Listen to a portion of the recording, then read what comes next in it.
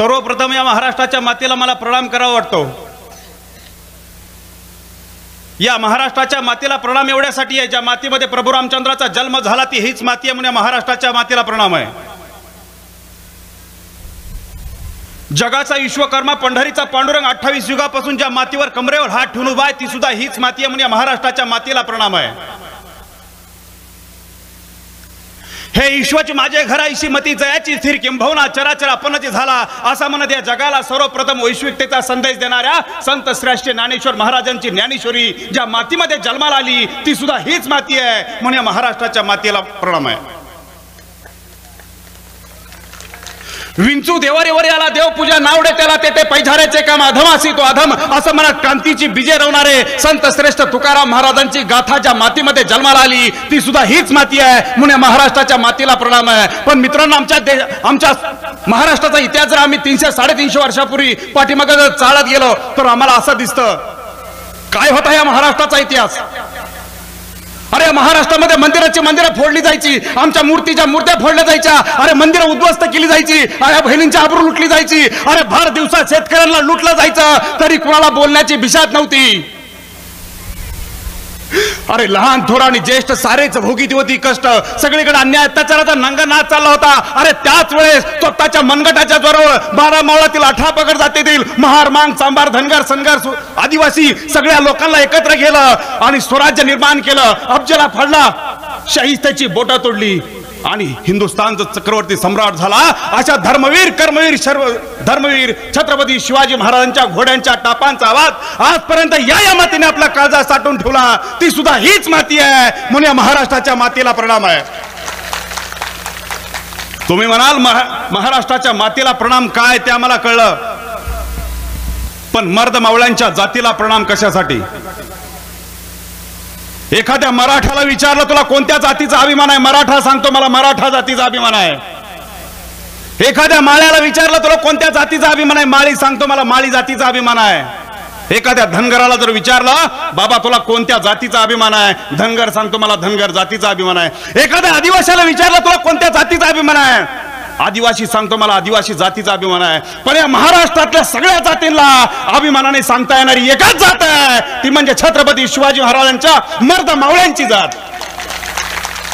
मावळा ही जात, ये मिट्टी मेरे वतन की मिट्टी है, ये मिट्टी मेरे वतन की मिट्टी है, मेरे हाथों को कभी गंदा नहीं करती, ये वीरों की भूमि है, शूरों की भूमि है जिसे हिंदुस्तान कहते हैं। ये बंजर होकर ये कभी बुद्धि लाना पैदा नहीं करती, यहाँ तो सिर्फ वो शूरवीर पैदा होते हैं जिन्हें छत्रपति शिवाजी महाराज के मावड़े कहते हैं, जिन्हें छत्रपति शिवाजी महाराज के मावड़े कहते हैं।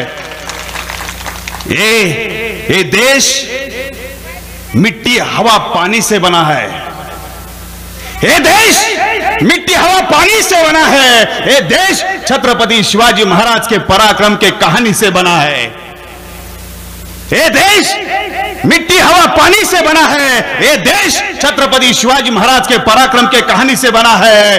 अपने खून से कर दे हस्ताक्षर उस गगन पर, देश उस पागल जवानी से बना है, देश उस पागल जवानी से बना है। अशा मर्द मावळ्यांना मी मानाचा मुजरा करतो। तुम्ही म्हणाल छत्रपती शिवाजी महाराजांचा इतिहासाचा नेमका काय? आपल्याला सर्वात प्रथम पाहावं लागेल ह्या छत्रपती शिवाजी राजांसाठी आजपर्यंत कोणी कोणी काय काय केलंय। आमच्याकडे रे शिक्षण संस्थेच्या शाखा आहेत, त्या रे शिक्षण संस्थेचे संस्थापक आहेत कर्मवीर भाऊराव पाटील। कर्मवीर भाऊराव पाटलांनी कोल्हापूरमध्ये बोर्डिंग काढलं आणि बोर्डिंगला नाव दिलं होतं शिवाजी बोर्डिंग। मुलं शाळेमध्ये शिकायला लागली, बोर्डिंग मध्ये यायला लागली, मुलांची संख्या वाढली, मुलांना संख्या वाढल्यामुळे दुसरी बोर्डिंग बांधायची होती। कर्मवीर भाऊराव पाटलांना प्रश्न पडला, अरे मुलांचं शिक्षण झालं पाहिजे, मुलं शिकली पाहिजेत, मुलं मोठे झाले पाहिजेत, मुलं शिक्षणाची गंगा मुलांच्या दारापर्यंत गेली पाहिजेत। आता नवीन बोर्डिंग बांधायचंय, अरे नवीन वसतिगृह बांधायचंय, नवीन वसतिगृह जर बांधायचं असेल तर पैसा कमी पडतोय। कर्मवीर भाऊराव पाटलांनी हातात झोडी घेतली, गावोगाव हिंडू लागले, अरे 10 रुपये 5 रुपये गोळा करू लागले आणि मुलांच्या शिक्षणासाठी वसतिगृह बांधण्याचं त्यांनी ठाण केलं। खूप फिरले, पैसा जमा नाही झाला, तेवढ्यात एक माणूस भेटला, खूप श्रीमंत होता। त्यांनी कर्मवीर भाऊराव पाटलांना सांगितलं, अण्णा तुम्हाला वसतिगृह बांधायचंय होय, मुलांचं शिक्षण झालं पाहिजे म्हणून मुलांना राहण्यास सोय झाली पाहिजे म्हणून वसतिगृह बांधायचंय. अण्णा म्हणाले बरोबर आहे अण्णा, तुमच्या वसतिगृहाला मी 2 लाख रुपये देतो. अण्णा ताड दिशेने उभा राहिले आणि त्याला म्हणाले अरे देवासारखा पावलास, गोरगरिबांची सेवा तुझ्या हातून होणार आहे, अरे देवासारखा आलास. त्यावेळेस त्या श्रीमंत माणसाने सांगितलं अण्णा तुम्हाला 2 लाख मी आत्ता देतो, वाटलं स्थानिक 2 लाख देतो, पण अण्णा छोटीशी अपेक्षा आहे माझी, छोटीशी आट आहे. कर्मवीर भाऊराव पाटला म्हणाले अरे तू जर 2 लाख देत असतील तर कसली आट तुझी मान्य करायला मी तयार आहे. त्यावेळेस त्या धनाढ्य श्रीमंत माणसाने सांगितलं अण्णा हे 2 लाख लगेच घ्या, आणखी 2 लाख देतो, पण अण्णा तुमच्या शाळेला जे छत्रपती शिवाजी विद्यालय हे नाव आहे ना ते बदला आणि माझ्या बापाचं नाव ठेवा. त्यावेळेस अण्णा ताड दिशेने उभे राहिले आणि दिलेले 2 लाख त्याच्या अंगावर फेकले आणि त्याला सांगितलं मी वाटलंच तर माझ्या बापाचं नाव बदलेल, पण शाळेला दिलेलं छत्रपती शिवाजी महाराजांचं नाव कधीच बदलणार नाही. अरे काय अभिमान आहे महाराजांविषयी, किती अभिमान असावा महाराजांविषयी. तुम्ही या जगातल्या कोणत्याही देशामध्ये जा, अमेरिकेत जा, जपानमध्ये जा, चीनमध्ये जा, जिथं जायचं असेल तिथं जा आणि त्या देशाचा इतिहास वाचा, ऐका आणि मला सांगा असा एखादा महापुरुष ज्या महापुरुषाचं गुणगान गात असताना त्याचा देश, त्याचा धर्म, त्याची आई, त्याचा बाप, त्याचा भाऊ, त्याची बहीण सगळ्यांचा असा वंदनीय एकही महापुरुष शोधून सापडणार नाही. पण तोच महापुरुष महाराष्ट्राच्या माती जन्माला आला, त्याचं नाव होतं सह्याद्रीचा व्यास, मराठी मनाचा स्वाद छत्रपती शिवाजी राजा. अरे सगळ्या जाती धर्माच्या लोकांना यावं आणि महाराजांवर जीव ओवळून टाकावं. आज आम्ही जाती धर्मामध्ये बुडलो, आज आम्ही जात पात मानायला लागलो, पण माझ्या 350 वर्षापूर्वी छत्रपती शिवाजी महाराजांनी कधी जात पात मानली नाही. अरे 18 प्रकार जातीची कोणत्याही धर्माची लोक आली तर छत्रपती शिवाजी महाराजांना त्यांना कधी बगल दिली नाही, बरोबर घेतलं आणि शिवकार्यामध्ये, स्वराज्य कार्यामध्ये सामील करून घेतलं. हे संस्कार त्यांच्या मासाहेब जिजाऊंनी त्यांच्यावर. अरे शिवाजी महाराजांचा जन्म ह्या तुमच्या परिसरामध्ये शिवनेरीवर झाला. 19 फेब्रुवारी 1630 शिवाजी महाराजांचा जन्म झाला. 1630 ते 1633 पर्यंत शिवाजी महाराज या शिवनेरीवर वास्तव्याला आहेत. 1633 पासून 1636-37 पर्यंत छत्रपती शिवाजी महाराज त्यांच्या मामाच्या गावाला म्हणजे सिंदखेड राजाला आहेत आणि 1637 ते 38 पासून 1642 पर्यंत छत्रपती शिवाजी महाराज त्यांच्या वडिलांकडे म्हणजे बेंगलोरला आहेत. शिवाजी महाराजांचं वय होतं 10-11 वर्षाचं आणि ज्यावेळेस महासाहेब जिजाऊ बेंगलोरला गेले शहाजी राजांकडे आणि शहाजी राजांना वाटायचं अरे आजपर्यंत आम्ही मुघलांची चाकरी केली, आजपर्यंत आम्ही दुसऱ्याच्या चाकऱ्या केल्या, स्वराज्याचा डाव मांडला, पण आमच्याच लोकांनी आम्हाला साथ नाही दिली. पण माझ्या मुलानं छत्रपती व्हावं, माझ्या मुलानं स्वराज्य निर्माण करावं. पण स्वराज्य निर्माण करायचंय तर स्वराज्य कसं चालतं, दरबार कसा चालतो, दरबाराचा रीतिरिवाज काय असतो हे आपल्या मुलाला माहित झालं पाहिजे. म्हणून 9 वर्षाच्या मुलाला सांगितलं शिवबा चला आमच्या आदिलशाचा दरबार तुम्हाला दाखवतो. शिवबाने सांगितलं आबासाहेब आम्हाला तुमच्या आदिलशाचा दरबार नाही बघायचा, नाही बघायचा तुमच्या आदिलशाचा दरबार. का नाही बघायचं तुम्हाला आदिलशाचा दरबार?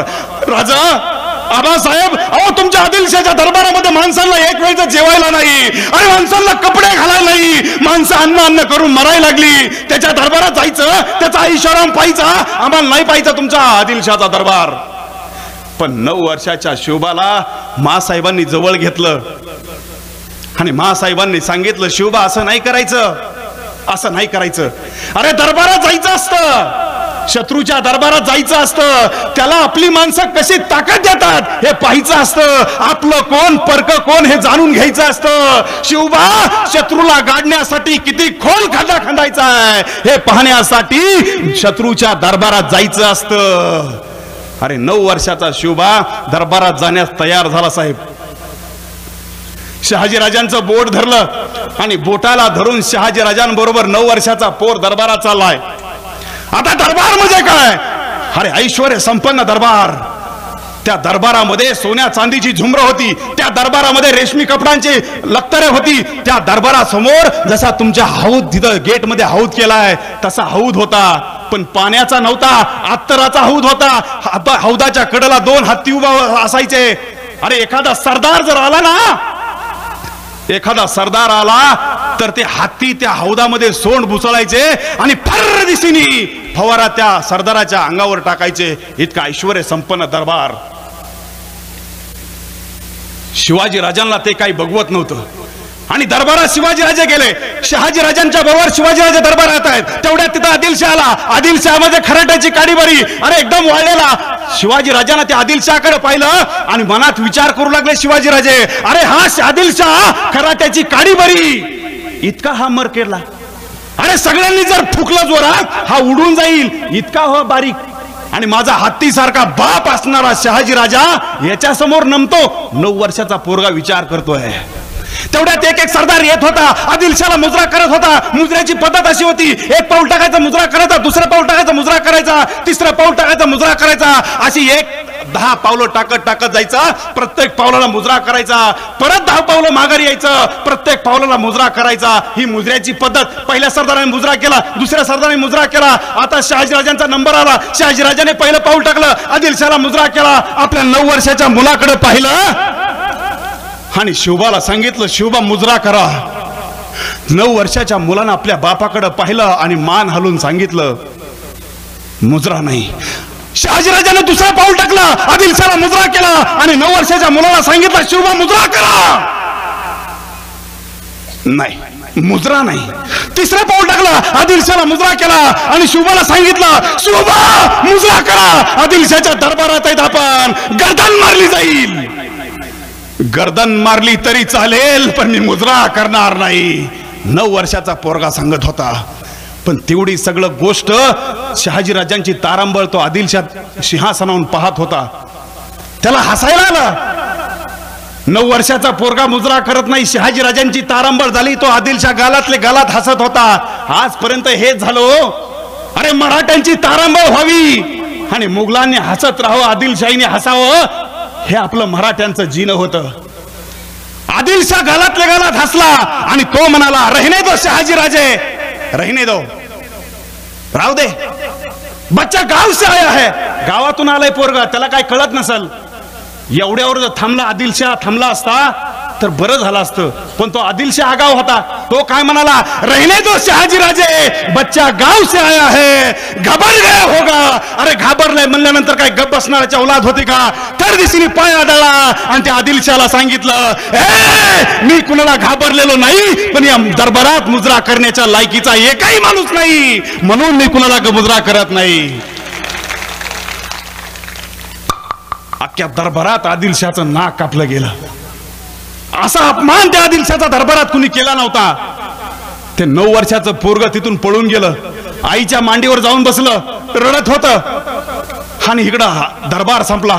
तन तन तन तन करत शहाजीराजा वाड्याकडे निघालं आणि मासाहेब जिजाऊ समोर होत्या. मासाहेब जिजाऊंच्या मांडीवर शिवबा बसले होते आणि शहाजीराजा लांबत म्हणायला लागले, ए जिजा, अरे काय शिकवलं 9 वर्षामध्ये मुलाला, काय शिकवलं 9 वर्षामध्ये. माझं ऐकलं नाही, आदिलशाहला मुजरा केला नाही, काय संस्कार दिले 9 वर्षात मुलाला. त्यावेळेस मासाहेब जिजाऊंनी सांगितलं, राजे थोडं शांत व्हा, मी विचारते बाळाला काय झालंय ते. आणि मग शिवाजी राजांच्या डोक्यावरून हात फिरवला आणि शिवबाला विचारलं, शिवबा आम्ही ऐकतोय ते खरंय का. तुम्ही आदिलशाहचं ऐकलं, शहाजी राजांचं ऐकलं नाही, आदिलशाहला मुजरा केला नाही. शिवबा जान जाए लेकिन बचन ना जाए, ही रघुकुलाची रीत सांगणारी आपली औलाद आहे. शिवबा तुम्ही शहाजी राजांचं ऐकायला पाहिजे होता. शिवबा तुम्ही शहाजी राजांचं ऐकायला पाहिजे होता, आदिलशाहला मुजरा करायला पाहिजे होता.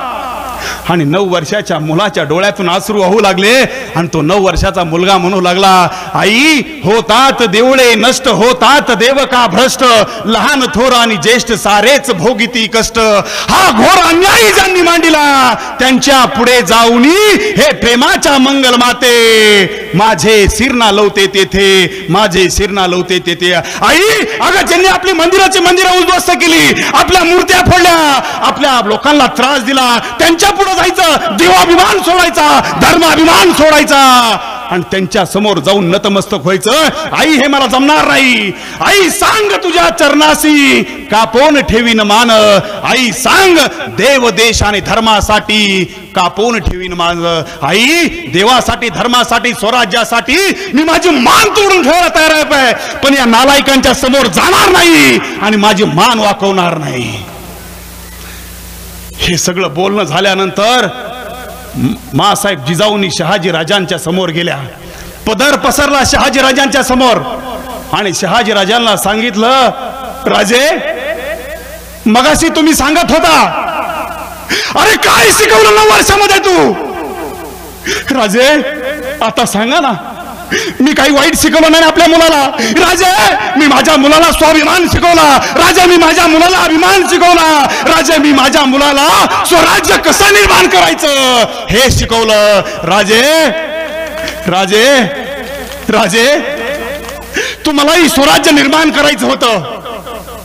स्वराज्याचा डाव तुम्ही सुद्धा मांडला होता राजे, पण आपल्याच माणसानं तुम्हाला साथ दिली नाही, म्हणून राजे तुमचं स्वराज्याचं स्वप्न अधुरं राहिलं. पण राजे तुमचं अधुरं राहिलेलं स्वप्न आपला शिवबा पूर्ण करणार. आता स्वराज्य निर्माण होणार. आणि झालंही तसंच. शिवबा राजांना राजमुद्रा देऊन शहाजी राजानं 1642 साली आपल्या महाराष्ट्रामध्ये पाठवलं आणि स्वराज्य निर्माण झालं. अरे संस्कार म्हणतात ते काय असतं? माता भगिनी तर खूप मोठ्या संख्येने उपस्थित आहेत. आता सगळी जबाबदारी तुमच्यावर आहे. अरे शिवबा निर्माण होईल, पण त्याच्या अगोदर तुम्हाला जिजाऊ बनलं पाहिजे. त्याच्या अगोदर तुम्हाला जिजाऊ बनलं पाहिजे. तुम्ही जिजाऊ जर बनला तर शिवाजी नक्कीच आपल्या घरात जन्माला आल्याशिवाय राहणार नाही. पण आमचं झालंय कसं तुम्हाला सांगू? आम्हाला करायला काहीच नको, पण पद मात्र सगळी पाहिजेत. राजकारणातल्या प्रत्येक कार्यकर्त्याला असं वाटतंय मला जबाबदारी काही नको, पण मला पद मिळलं पाहिजे. सगळीकडे असं आहे, काम नको पण मान मिळला पाहिजे, स्टेजवर बसायला भेटलं पाहिजे. माझ्या शाळेत एक मुलगा आहे, तो मुलगा घरनं जेवून येतो, 2 भाकरी खाऊन येतो, येताना डबा आणतो. डबा आणला की झाडाखाली बसतो आणि झाडाखाली आणलेला डबा परत खायला बसतो. 1:30 वाजता शाळेचा भात येतो, परत भात खाणार. त्याला गुरुजी आला मेला काही घेणं देणं नाही. खाणं आणि निवांत बसणं हा एकमेव उद्योग त्याला. अरे म्हणलं बाळ ज्यावेळेस बघन त्यावेळेस निवांत बसलेला असतो. म्हणलं काय करू गुरुजी मग? आता माझी अक्कल बंद झाली. अरे म्हणलं अभ्यास कर. म्हणलं काय होईल अभ्यास केल्यावर? अरे म्हणलं अभ्यास केला तर चांगले मार्क पडतील. म्हणला पडले चांगले मार्क मग काय होईल? अरे म्हणले चांगले मार्क पडले तर चांगल्या कोर्सला नंबर लागेल. म्हणला लागला चांगल्या कोर्सला नंबर मग काय होईल? अरे म्हणलं चांगल्या कोर्सला जर नंबर लागला तर चांगली नोकरी लागेल. म्हणला लागली चांगली नोकरी, पुढं काय? अरे म्हणलं चांगली नोकरी लागली तर चांगला पगार भेटेल. म्हणला भेटली चांगला पगार, पुढं काय? अरे म्हणलं चांगला पगार भेटला तर घर बंगला बांधशील, गाडी घेचीन आणि निवांत राहशील. म्हणलं मग आता काय करतोय? आता काय? आपण बी आता निवांतच आहे ना, भात खातोय निवांत आहे. मारे माणसं 2 प्रकारची असतात, एक दुसऱ्यासाठी जगणारी आणि 2 स्वतःसाठी जगणारी. अरे जी माणसं स्वतःसाठी जगतात ती जिवंत असून सुद्धा मेल्या जमा असतात, आणि जी माणसं दुसऱ्यासाठी जगतात ती मेली तरी जिवंत असतात. छत्रपती शिवाजी राजा, छत्रपती शिवाजी राजा अरे दुसऱ्यासाठी जगला, आयुष्यभर दुसऱ्यासाठी जगला. कारण संस्कार मासाहेब जिजाऊंनी केले. अरे संभाजी राजे वय वर्ष 6-7 वर्षाचा आहे. राजगडावर मासाहेब जिजाऊंनी संभाजी राजे आहेत. आम्ही गोष्टी काय सांगतो ना त्याच्यावर आमची मुलं कशी निघतात हे महत्वाचं आहे. आजकाल त्या मोबाईलच्या जमान्यामध्ये कोणती आई आपल्या मुलाला गोष्ट सांगत नाही. या मोबाईलच्या जमान्यामध्ये कोणता बाप आपल्या मुलाला किल्ल्यावर घेऊन जात नाही. अरे आज या मोबाईलच्या जमान्यामध्ये बापाला मुलाशी बोलायला वेळ नाही, आईला त्या मोबाईल आणि टीव्हीच्या व्यतिरिक्त वेळ भेटत नाही. मुलगा काय करतो, मोबाईलवर काय बघतो हे आम्हालाच कळत नाही. अरे काल परवाची गोष्ट आहे, या मोबाईलचं एवढं वेळ चालू झालं, एक माणसं ऑफिस मधून आला आणि ऑफिस मधून येत त्या मोबाईल मध्ये हात घालत दुसऱ्याच्या घरात शिरला. त्याला कळलंच नाही आपण कोणाच्या घरात आलोय ते. मोबाईल मध्ये दुसऱ्याच्या घरात शिरला, सोफ्यावर जाऊन बसला. त्याला वाटलं आपलंच घर आलं. त्या घरातली बाई सुद्धा मोबाईलवर खेळत होती. तिला वाटलं आपला नवरा आला म्हणून तिने मोबाईलच्या नादात त्याला चहा करून दिला. 15 मिनिटांनी तिचा खरा नवरा आला आणि त्यांनी पुढच्याला बघितलं, मला रॉंग नंबर लागला, कारण तो सुद्धा मोबाईलवर खेळत होता. तो मला रॉंग घरात आलोय वाटतो, आपण आपल्या घरात नाही आलो. मोबाईलने ही अवस्था केली हो आमची, ही अवस्था केली मोबाईलने. बरं झालं अरे राजांच्या काळात मोबाईल नव्हता, नाहीतर हे स्वराज्य निर्माण कधीच झालं नसतं. हे स्वराज्य निर्माण कधीच झालं नसतं झालं कधीच. अरे आमच्या राजानं आपल्या आई बापांसाठी स्वराज्य निर्माण केलं. अरे आईच्या संस्कारासाठी आणि बापाच्या स्वप्नासाठी राजा आयुष्यभर लढत राहिला. आम्ही काय गोष्टी सांगतो आमच्या मुलांना काय संस्कार देतो, याच्यावर आमची मुलं कशी होतात हे महत्वाचं आहे. बघा मासाहेब आपल्या शिवाजी महाराजांना, संभाजी राजांना गोष्टी सांगायच्या रामायणामधल्या.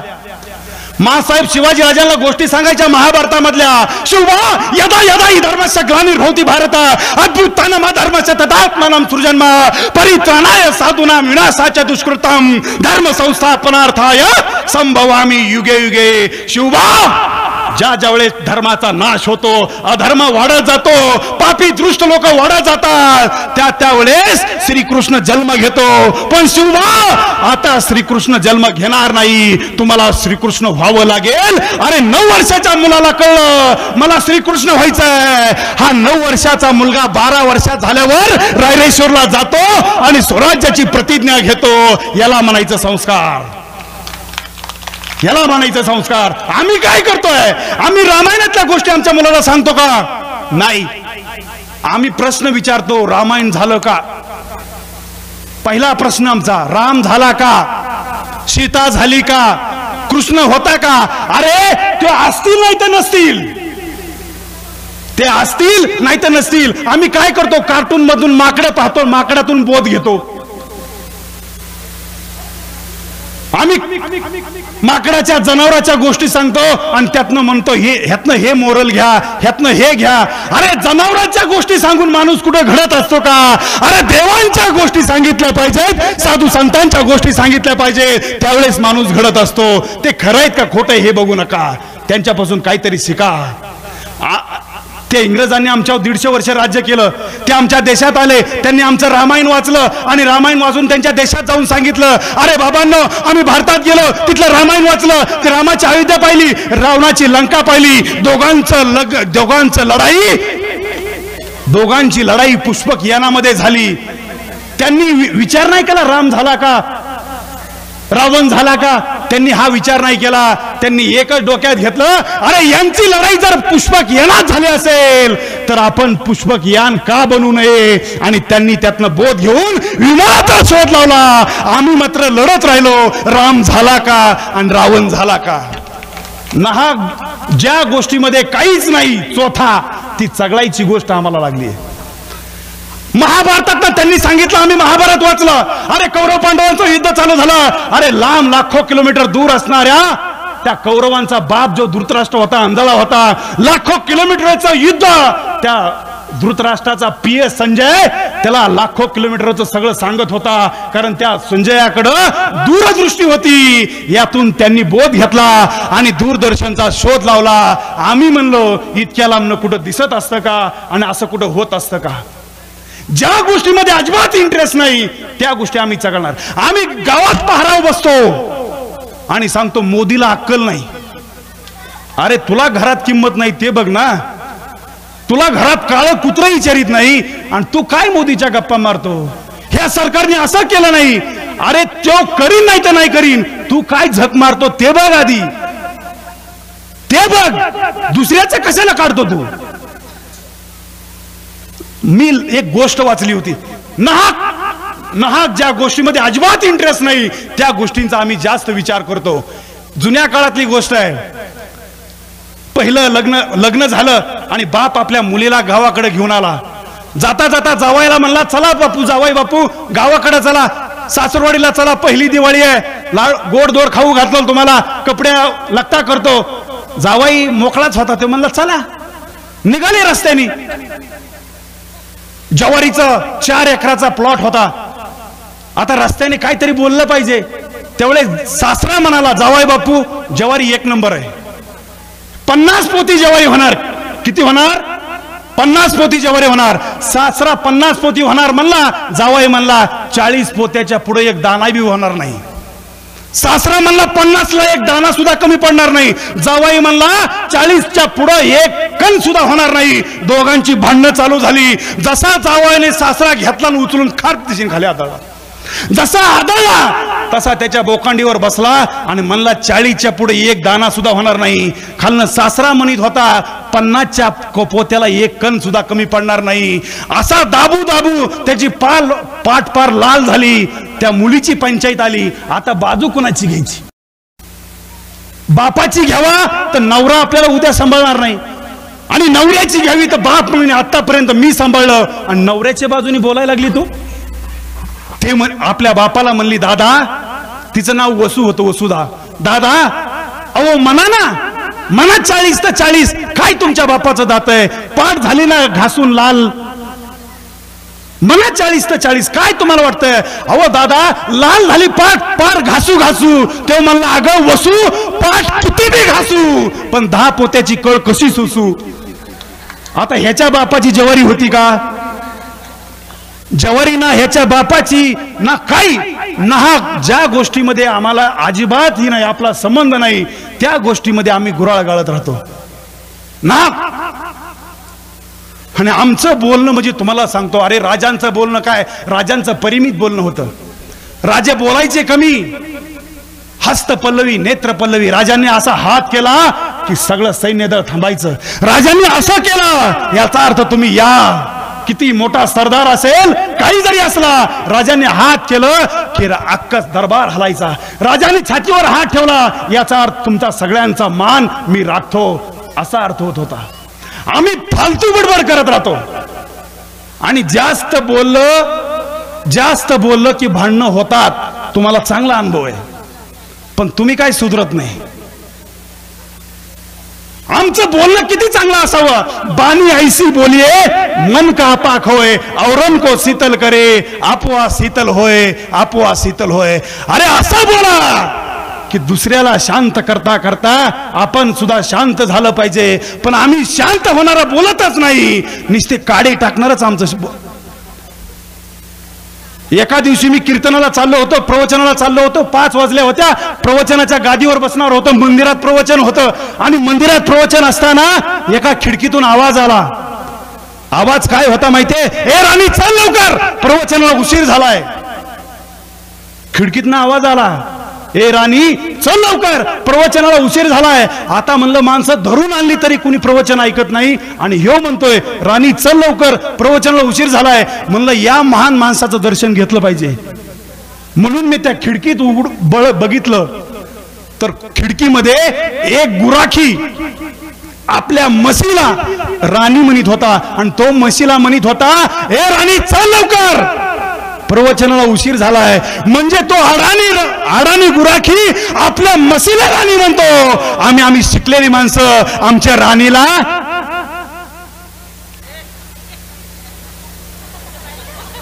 लेट करंट लागला काय? आमचं बोलणं घाण आहे हो. आमचं बोलणं बघा, बोलणं चांगलं असलं पाहिजे. अतिशय सुंदर बोला तुम्ही, आयुष्यात कधी भांडण तंटा होणार नाही. आणि संगत नेहमी चांगल्या माणसांची ठेवा. आपल्यापेक्षा चांगल्या माणसाची जर संगत असेल तर माणसाच्या जीवनाचा उद्धार झाल्याशिवाय राहत नाही. अरे चांगल्या माणसाच्या संगत ठेवली, अरे 2 एकराचा 10 एकर व्हायला वेळ लागणार नाही. आणि वाईट माणसाच्या संगत ठेवली तर 10 एकरावरून 2 गुंठ्यावर यायला वेळ लागणार नाही. म्हणून संगत चांगली ठेवा. कबीर जी सांगतात, संगत मत करना खोटी दुनिया है उलटी पुटी. ही दुनिया उलट्या खोपडीची आहे. वाईट माणसाची संगत करू नका, चांगल्या माणसाची संगत करा. जिसका लेवे उसको धमकावे, बात बोले टेढ़ी साधु संत की, कुछ ना माने रखे कान पे पगड़ी। सगे भाई को बुरा बोले साले को सन्माना, माए बाप तो भीख मांगे ससुरे को जाम खाना। कौड़ी कौड़ी माया जोड़ी लाख करोड़ों मोटी, जब चिट्ठी आई राम जी की खोल गया लंगोटी। कहत कबीर सुन भाई साधु दुनिया भई दीवानी, महादेव को छोड़ दिया और पूजा जाय भवानी, पूजा जाय भवानी। वास्तविक पाहता महादेवाची पूजा केली पाहिजे, पण आम्ही महादेवावर काट मारली आणि भवानीच्या पाठीमागे लागलो। भवानी म्हणजे एक, भवानी म्हणजे पैसा, भवानी म्हणजे दारू आणि भवानी म्हणजे काय, घरी गेल्या विचार करा। मग संगत कुणाची करायची? अरे सज्जन को सज्जन मिले तो होवे दो दो बात, अरे सज्जन को सज्जन मिले तो होवे दो दो बात। गधे से गधा मिले तो खावे दो दो लात, खावे दो दो लात। अरे सज्जन को सज्जन मिले तो होवे रस की लुटम लूट, दुर्जन से दुर्जन मिले तो होवे माता कूट, होवे माता कूट। अरे सज्जन तेरी झोपड़ी भली क्या दुर्जन का गांव, चंदन तेरी चिटकी भली क्या बबूल की छाव। अरे सज्जन माणूस जर असेल त्याची झोपडी असली तरी आपल्यासाठी ती चांगली असली पाहिजे। अरे दुर्जनांचा अख्खा गाव जरी असला तरी तो काही कामाचा नाही। अरे चंदनाचं झाड वाळलेलं असू द्या, चंदनाचं झाड वाळलेलं जरी असलं त्याच्या खाली जाऊन बसला ऊन लागेल, पण त्या चंदनाचा वास तुम्हाला लागल्याशिवाय राहणार नाही। पण बाबलीचं झाड हिरवंगार दिसेल, पण त्याच्या खाली जाल तर तुम्हाला काटा टोचल्याशिवाय राहणार नाही। म्हणून संगत मत करना खोटी, दुनिया है उलटी पुटी, ही उलट्या खोपडीची दुनिया आहे। अरे गर्व करू नका। कुणाला गर्व असण्यावर असतो, कुणाला गर्व दिसण्यावर असतो, कुणाला आपल्या सौंदर्यावर असतो, कुणाला गाडीवर गर्व आहे, कुणाला आपल्या बंगल्यावर गर्व आहे, कुणाला आपल्या नोकरीवर गर्व आहे। कबीर म्हणतात आपल्या शरीरातल्या दोघांना गर्व झाला, एक म्हणजे दात आणि दुसरा म्हणजे जीभ। दात 32 आहेत, जीभ किती आहे? जीभ किती आहे? बोलता येतं ना? जीभ किती आहे? दात। गर्व कुणाला होणार? 32 जण जर एका गावात भाऊ असतील तर ते छाती काढूनच चालणार ना।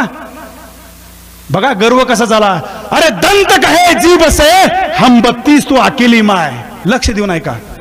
अरे दंत कहे जीभ से हम 32 तो अकेली माय, एक बार चाह जाऊ तो फिर्यादी कहा जाए। अरे आम्ही 32 जण आहेत, तू एकटी आहे, जर एक बार तुला चावले तर कुठं जाणार? कोण म्हणतंय? कुणाला गर्व कुणाला झाला? आता बघा गर्वाचं हरण कसं झालं।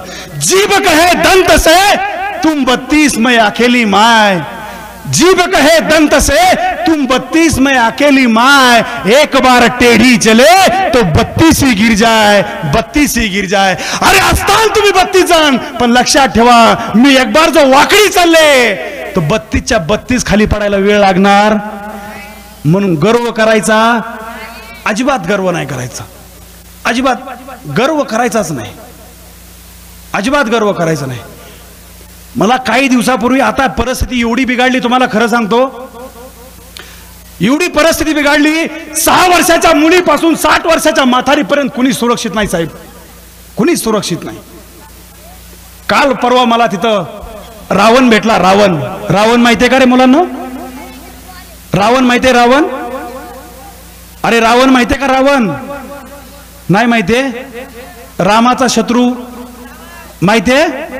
रावण भेटला, तो हिता तिथं नाही भेटला तर मला मुंबईमध्ये भेटला, मुंबईमध्ये हिता तिथं नाही भेटला, ताज हॉटेलमध्ये भेटला। आणि तो काय म्हणतोय बघा, कविता आहे, लक्षपूर्वक ऐका। अरे मुंबईतलं हॉटेल ताज कमरा नंबर 52, मुंबईतलं हॉटेल ताज कमरा नंबर 52 काल परवाच मला तिथं भेटला होता रावण।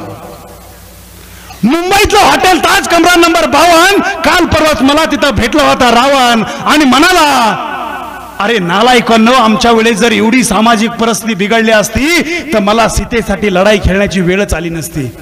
काय म्हणतो रावण?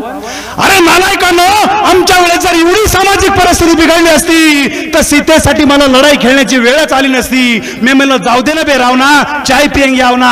रावण हसला, खुशीत येऊन खांद्यावर हात ठेवून माझ्या शेजारी बसला आणि म्हणाला, या सीता प्रकरणात या जगात मी पुरता बदनाम झालोय।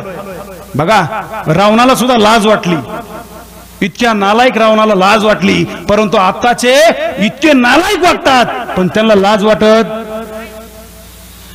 काही काही पुढाऱ्यांचे एवढे मोठे भ्रष्टाचार आहेत पण उजळ मात्याने फिरतात, त्यांना कोणी लाज नावाचा प्रकार नाही. या सीता प्रकरणात या जगात मी पुरता बदनाम झालोय, त्यानंतर पहिल्यांदाच भारताच्या दौऱ्यावर आलो आहे. पण मित्रा, जिकडं तिकडं स्वागत सत्कार माझा एकदम खास होत आहे. मी कुणीतरी महात्मा असल्याचा मला भास होत आहे. पण वाईट एकाच गोष्टीचं वाटतं, मी थोडासा लेट झालो आहे. मी याच्या अगोदर आलो असतो तर यव्वाना भारताचा मी पंतप्रधान झालो असतो. यव्वाना मी भारताचा पंतप्रधान झालो असतो. म्हणजे राज्य कुणाचं हे तुम्हाला कळलं असेल. राज्य कुणाचं आहे तुम्हाला कळलं असेल. वाईट माणसाचा बोल बोलाय सज्जन माणसाला कोणी विचारत नाही. वाईट माणसाला प्रत्येक ठिकाणी किंमत दिली जाते, पण वाईट माणसाचा सोपडा साप एक दिवस झाल्याशिवाय राहत नाही, हे सुद्धा त्रिवार सत्य आहे. अरे आपलं जगणं असं असावं, आपल्या शत्रूने सुद्धा आपली वाहवा करावी. तुम्ही म्हणाल शत्रूने चांगलं म्हणण्याजोगतं आमच्यात काय आहे. आता आम्हाला आमच्या घरचे चांगलं म्हणत नाहीत, तिथं शत्रू आम्हाला चांगलं म्हणणार आहे. पण छत्रपती शिवाजी महाराजांचा एक नंबरचा शत्रू होता औरंगजेब. औरंगजेब काय म्हणतो बघा, अख्खं शिवचरित्र एवढ्या 2 मिनिटांमध्ये चांगलं ध्यानपूर्वक ऐका फक्त. 6 जून 1674 छत्रपती शिवाजी महाराजांचा राज्याभिषेक झाला रायगडावर. 32 मन सोन्याचं सिंहासन निर्माण झालं. जगातल्या 64 देशाला माहीत झालं की छत्रपती शिवाजी राजा झालाय. ही गोष्ट औरंगजेबाला कळाली. औरंगजेब 15 दिवस जेवला नाही, 15 दिवस पाणी पिला नाही, 15 दिवस त्यांनी दरबार लावला नाही. 15 दिवसानंतर त्याचा एक सरदार आला आणि तो म्हणाला, हुजूर दरबार लावा, जर दरबार नाही लावला तर आपलं साम्राज्य नष्ट होऊन जाईल. 15 दिवसांनी त्याने दरबार लावला. या बाजूने सगळे त्याचे सरदार आहेत, इकडून सगळे शहजादे आहेत आणि तो दरबारात येऊ लागला. त्याच्यावर फुलं टाकण्यात आली. त्याला वाईट वाटलं, अरे शिवाजी राजा झालाय आणि तुम्ही माझ्यावर फुलं टाकताय, म्हणजे एखाद्याला कानाला गलावायची आणि हास म्हणायचं, अशी वाईट अवस्था त्या औरंगजेबाची झाली. तो दरबारात यायला लागला आणि दरबारात आल्यानंतर तो काय म्हणतोय, फुलं टाकल्यानंतर तो काय म्हणतो, हे सब फिजूल है शहजादे, हे माझ्यावर फुलं टाकताय ना, हे सगळं खोटं आहे.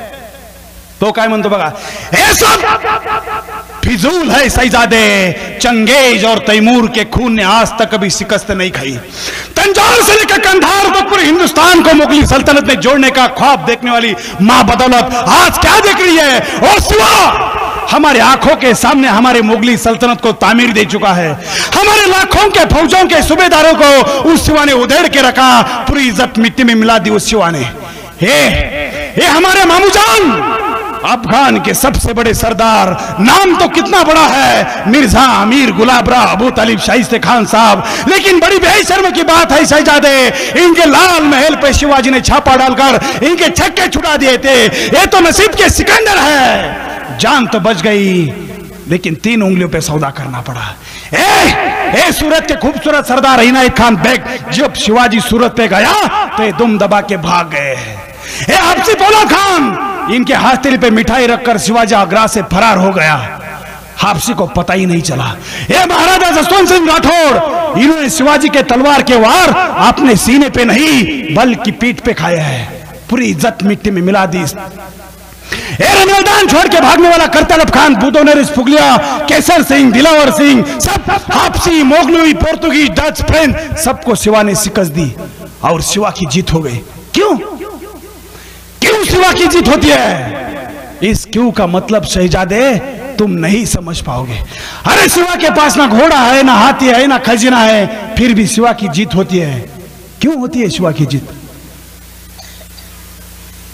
इस क्यों का मतलब शहजादे तुम नहीं समझ पाओगे. औरत, नाच गाना, शराब, इश्क, मोहब्बत में डूबे रहने वाले शहजादे, इस क्यों का मतलब तुम नहीं समझ पाओगे. आज तक हमने कभी सुना नहीं शिवाजी औरत, नाच गाना, शराब, इश्क, मोहब्बत में डूबा है. तो तुम पूछोगे शिवाजी ने जिंदगी में किया क्या? हाँ, मैं बताता हूं शिवाजी ने जिंदगी में किया क्या। शिवाजी ने मजबूत किले बनाए, मजबूत गढ़कोट बनाए, ना टूटने वाले ना फूटने वाले मावड़े बनाए। हमने लाखों की जागीरों की लालूच दिखाई मराठों को, लेकिन खुददार मराठों ने उस पर थूक दिया। ये औरंगजेब बादशाह दुनिया के हर चीज खरीद सकता है, लेकिन मराठों ने आपने आपको कभी बिकने नहीं दिया। मराठों ने आपने आपको कभी बिकने नहीं दिया। मराठे रुकते नहीं, मराठे झुकते नहीं, मराठे थकते नहीं, और तो और मराठे कभी बिकते नहीं। हाँ शहजादे, मुझे पता है शिवाजी मगरूर है, मक्कार है, चालबाज है, दगेबाज है, धोखाबाज है, लेकिन उसका चाल चलन दूध की तरह साफ और सूरज की तरह चमकदार है। वो दुश्मन के मजहब के कलम और तो और फकीरों की भी इज्जत करता है। वो दुश्मन की औरत को भी अपनी माँ बहन समझता है, इसलिए उसकी इज्जत और शौहरत आसमान बुलंदी को छू रही है। हाँ शहजादे, हम बड़े खुशनसीब हैं, हमें दुश्मन भी मिला तो शिवा जैसा, हमें दुश्मन भी मिला तो शिवा जैसा, हमें दुश्मन भी मिला तो शिवा जैसा। अरे एका दुश्मनानं शिवाजी महाराजांचं कौतुक करावं असं आपलं वर्तन असावं। अरे शिवाजी राजांचं कर्तृत्व तसं होतं, तसाच माझा संभाजी राजा सुद्धा होता। आणि संभाजी राजांचं शेवटचा बलिदान प्रसंग मी तुम्हाला सांगतो। 1 फेब्रुवारी 1689 वार होता मंगळवार, आणि त्या मंगळवारच्या दिवशी संभाजी राजे कोल्हापूरहून रायगडाकडे निघाले। रायगडाकडे जात असताना मध्ये संगमेश्वर लागलं। अरे शेतकऱ्यांचे प्रश्न सोडवायचे होते, शेतकऱ्यांना बैलजोडी वाटायची होती, अरे शेतकऱ्यांना बी बियाणं वाटायचं होतं, म्हणून संभाजी राजांचा मुक्काम संगमेश्वरात पडला। अरे आपल्याच काही गद्दार लोकांना औरंगजेबाच्या छावणीत जाऊन सांगितलं संभाजी राजा संगमेश्वरात आहे, आणि त्या मुकरब खानाला 5000 पठाणांची फौज घेतली, आणि 5000 पठाणांची फौज घेऊन तो मुकरब खान संगमेश्वरामध्ये आला। अरे बघता बघता संगमेश्वराला वेढा दिला, आणि संगमेश्वराला वेढा देऊन लढाई चालू झाली। संभाजी राजांचे सेनापती होते, त्यांचं नाव होतं मालोजी राजे घोरपडे, वय वर्ष 70। अरे 70 वर्षाचा म्हातारा संभाजी राजांसाठी लढत होता। त्यावेळेस 70 वर्षाच्या मालोजी राजानं सांगितलं, राजा गणिन 5000 आहे, आपल्याकडे अवघे 600 लोक आहेत, राजा तुम्ही निघा, रायगड जवळ करा, राजा तुम्ही रायगड जवळ करा। त्यावेळेस संभाजी राजानं सांगितलं, मालोजी काका, अरे 70 वर्षाच्या म्हाताऱ्याला इथं लढायला लावायचं आणि आम्ही रायगडावर जायचं, हे आमच्या बुद्धीला पटत नाही। मालोजी काका, आपण संगतीच लढू आणि संगतीच इथून जाऊ। बघता बघता लढाई हातघाईवर आली, आणि संभाजी राजा गिरफ्तार झाला। अरे गिरफ्तार संभाजी राजांना हत्तीच्या पाठीमागे उलट बांधण्यात आलं, आणि संभाजी राजांना उलट बांधलेला हा संभाजी राजा औरंगजेबाकडं म्हणजे अकलूजकडं संभाजी राजांना घेऊन जाऊ लागले। औरंगजेबाचा मुक्काम अकलूजला आहे, पण औरंगजेबाला कळलं या मराठ्यांना जर माहीत झालं या आपण अकलूज मध्ये आहोत, ते मराठी आपल्या कत्तल करून टाकतील, म्हणून तो औरंगजेब अकलूजवरून बहादूरगडावर म्हणजे नगर जिल्ह्यातल्या पेडगाव तालुक्यात श्रीगोंदा तालुक्यातल्या पेडगावला आला, आणि मग संभाजी राजांना 10 फेब्रुवारी 1689 बहादूरगडावर आणण्यात आलं। 1 तारखेला संभाजी राजा गिरफ्तार झाला 1 फेब्रुवारी 1689, आणि 10 फेब्रुवारी 1689 संभाजी राजा बहादूरगडावर आहे। 10 तारखेपासून 22 तारखेपर्यंत संभाजी राजांना काळ कोठडीत ठेवलंय।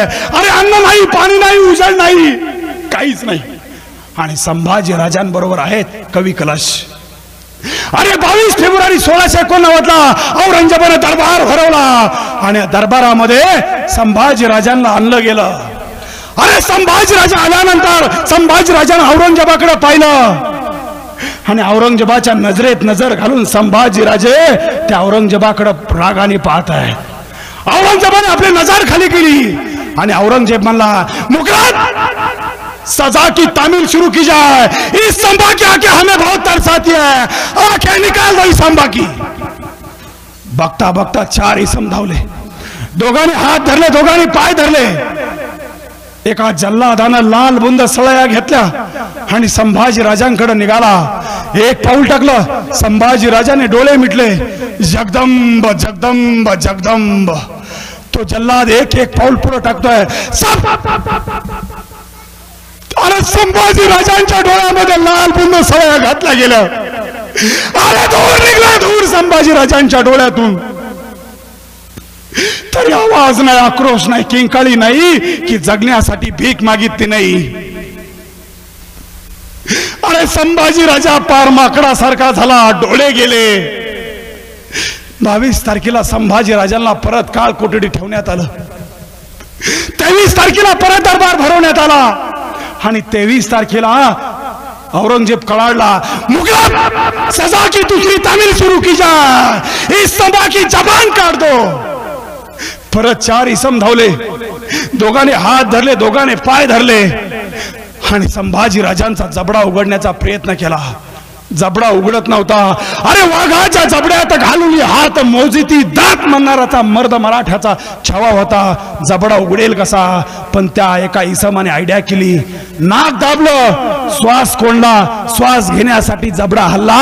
त्या संधीत दिशेने तोंडामध्ये सांडसी घालण्यात आली. अरे सांडसीने जीभ बाहेर काढली, कट्यारीचा वार केला. अरे चिरकांडे निघले संभाजी राजांच्या जिभेतून. अरे जीभ वळवळ करत पडली होती. तरी आवाज नाही, आक्रोश नाही, किंकाळी नाही की जगण्यासाठी भीक मागितलं नाही. परत संभाजी राजांना 23 तारखेला काल कोठडीत ठेवण्यात आलं. 24 तारखेला परत संभाजी राजांना दरबारात आणण्यात आलं आणि तो औरंगजेब म्हणला, मुगल सजा की आखरी तामील सुरू की जाए. परत 4 जण धावले. अरे 2 इसमांनी आपल्या हातामध्ये वाघ नख घातले. एक जणांनी संभाजी राजा पुढनं सोलून काढला, एक जणांनी पाठीमागून सोलून काढला. अंगावरचं कातडं सोलण्यात आलं. अरे डाळिंब सोलावं ना, तसा संभाजी राजा सोलला. अरे सोललेल्या अंगावर मसाल्याचं पाणी टाकण्यात आलं, मिठाचं पाणी टाकण्यात आलं.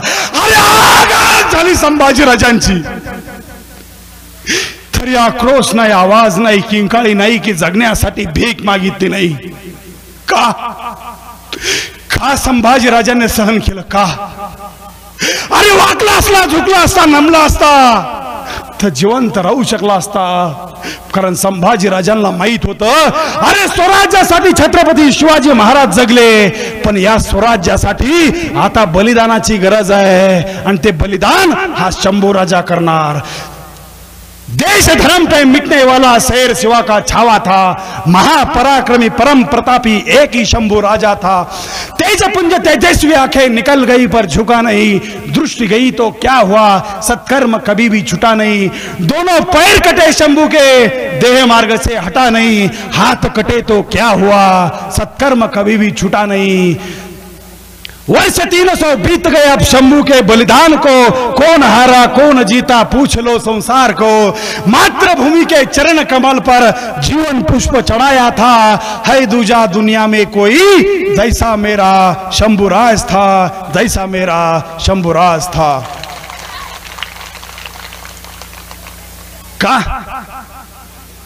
का माणसं बली देत होती? का मरत होती माणसं? कशासाठी? स्वराज्यासाठी, तुमच्या माझ्यासाठी माणसं. पण आम्ही काय करतोय आजकाल?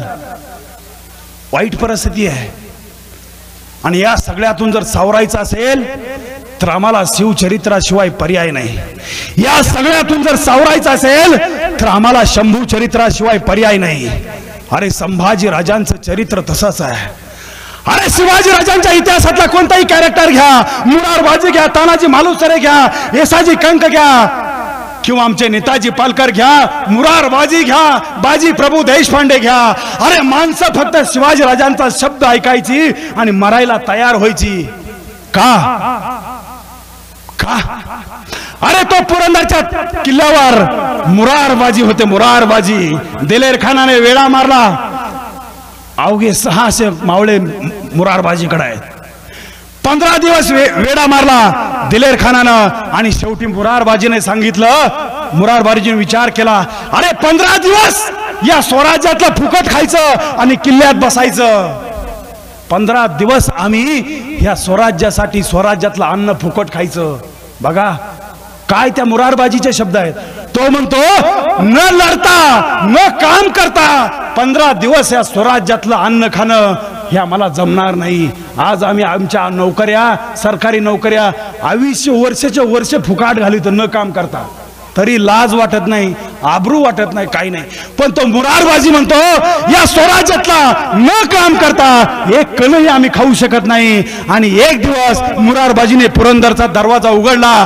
पुढं दिलेर खान आहे, मुरारबाजी घोड्यावर आहे, दिलेर खान हत्तीत आहे आणि एकच कापाकापी चालू झाली, लढाई चालू झाली. तो मुरारबाजी अशी काही तलवार फिरवत होता. अरे एका तलवारीच्या वारात 20-20 गनिम खाली पाडत होता. आणि त्याच वेळेस त्या मुरारबाजीची तलवार पाहून तो दिलेर खान म्हणला, हे अल्लाह, हे अल्लाह, आदमी है या कयामत, क्या तेज तर्रार तलवार चलाता है. मुरार आ हमारे आलमगीर के पक्ष में आजा, तू आमच्याकडे ये. त्यावेळेस मुरारबाजी म्हणला, दिलेर अरे वक्त शिवाजी के साथ बेईमान हो सकता है, लेकिन ये मुरारबाजी शिवाजी के साथ कभी बेईमान नहीं हो सकता. आ मुरार आ, हमारे आलमगीर के पक्ष में आ जा, तुम्हें मालामाल कर दूंगा.